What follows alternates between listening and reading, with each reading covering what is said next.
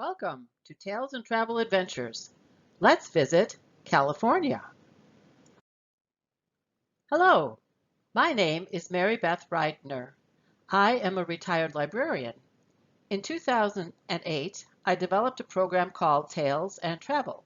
This is the third in a series of programs adapting Tales and Travel for online use by groups or individuals. There are two ways to use this program. First, you can just listen and follow along as I read the narrative that accompanies each slide. Or you or your partner can turn down the volume and use the controls to pause each screen so that you can read the narrative out loud yourself. You might also want to talk with your partner about what you are seeing or about any memories that come to mind. Let's start by reading A Peck of Gold by poet Robert Frost, who was born in San Francisco in 1874. Dust always blowing about the town, except when sea fog laid it down, and I was one of the children told some of the blowing dust was gold. All the dust the wind blew high appeared like God in the sunset sky. But I was one of the children told some of the dust was really gold. Such was life in the Golden Gate. Gold dusted all we drank and ate. And I was one of the children told we all must eat our peck of gold. California is known as the Golden State for many reasons. For its golden sunshine, for fields of golden poppies in the springtime, and for the Golden Gate Strait leading into San Francisco Bay, which got its name in 1846, long before the famous bridge was built. But also because gold was discovered at Sutter's Mill in California in 1848. Newspaper headlines, like this one on the right, spurred 300,000 gold seekers from around the world to try their luck as gold prospectors. The 49ers, as they were called, extracted $2 billion worth of gold during the gold rush, which peaked in 1852. Most of the gold was found in Northern California on the western slopes of the Sierra Nevada mountains. This powder house for the Wild Man mine can be found in the town of Sutter Creek today.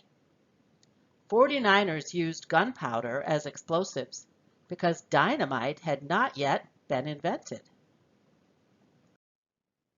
Sutter's Fort in Sacramento was built by John Sutter, the same man who owned the mill where gold was discovered. It was built in 1839 when California was still part of Mexico. The fort is now a state park with demonstrations of what life was like in California in the mid-1800s. Sacramento is located at the northern end of California's Central Valley. More than half the fruits and vegetables grown in the United States are grown here. Heading south from Sacramento, you will find the town of Lodi. While not as well known as Napa Valley, you can find numerous vineyards in the Lodi area. Let's take a walk in this vineyard to see what kinds of grapes they grow here. There are signs for Zinfandel, Chardonnay, Merlot, Cabernet Sauvignon, and Pinot Gris. If you drink wine, do you prefer red or white? Or perhaps you'd like something sweeter. Lodi, California is home to A&W root beer. Roy Allen sold his first frosty mugs here for 5 cents each in June 1917 for a World War I homecoming parade. Today, the Lodi restaurant boasts a small museum of A&W souvenirs and collectibles, and delicious root beer floats. Let's continue heading south to the southeastern part of the state. There you will find the General George S. Patton Memorial Museum in Shereko Summit. It's located on Interstate 10 near the entrance to Camp Young, a desert training center for soldiers during World War II. As we head west towards the Pacific Ocean, let's stop first at the Joshua Tree National Park. While not as famous as Yosemite, the park has fantastic views of tumbled rocks and twisted, spiky Joshua trees. Be careful, they're prickly. We finally made it to the Pacific Coast in San Diego. Mission Beach is very crowded today. This 2-mile-long peninsula has wonderful, smooth, sandy beaches, perfect for sun worshippers. And it looks like the surf is up today, too. What a way to cool off. Maybe we should listen to some songs like Surfin' USA by the Beach Boys or Surf City by Jan and Dean. The Mission Beach Boardwalk is great for bikers, skaters, runners, and anyone just out for a stroll. There is always plenty of action and things to see.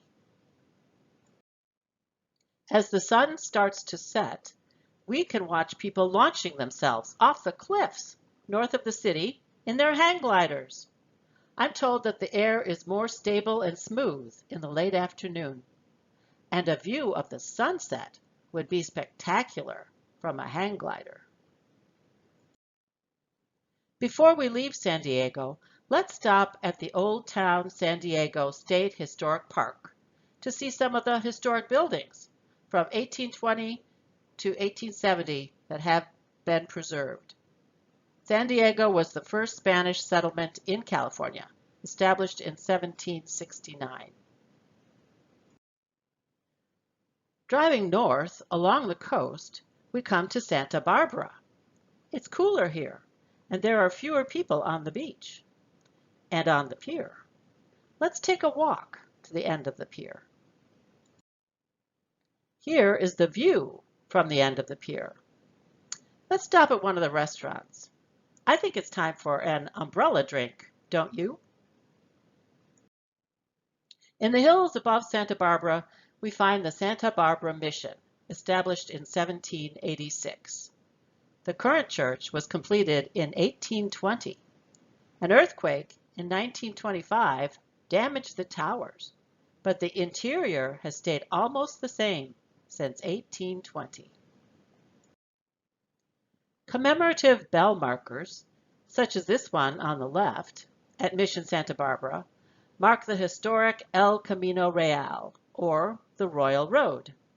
It's a 600-mile trail that links 21 Spanish missions up and down the California coast, as you can see in the map on the right.